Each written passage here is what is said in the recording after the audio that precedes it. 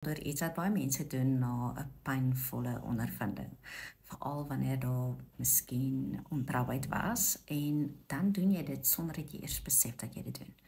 En wat gebeur is jy heropen aanhoudend jou eie wonde. So jy gaan terug na die dinge wat jy weet jou gaan seermaak.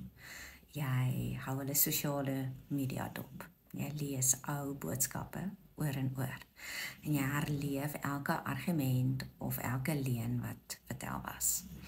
En dan gaan delf jy vir nog detail oor daardie ontrouheid, oor daardie verraad, oor wat gebeur het. En dan sê jy vir jouself dat jy closure soek of jy net die volle waarheid wil hê. Maar ek wil hê jy moet net eerlik wees met jouself. Help dit regtig?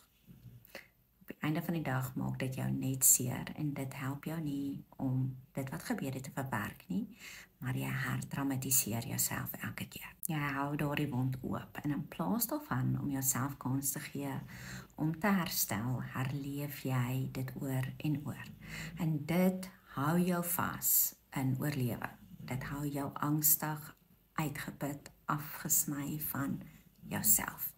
En jy het nie regtig nog bewyse nodig dat hulle jou seer gemaak het nie. Jy het nie toestemming nodig om op te hou daarmee, om weer asem te haal en om vrede eerder as die pyn te kies nie.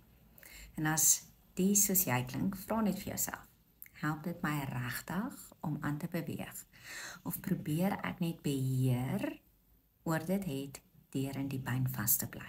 Jy verdien beter as om jouself aanhoudend te straf met die ergste van dit wat gebeur het. Ek hoop dit help, volg my vir meer.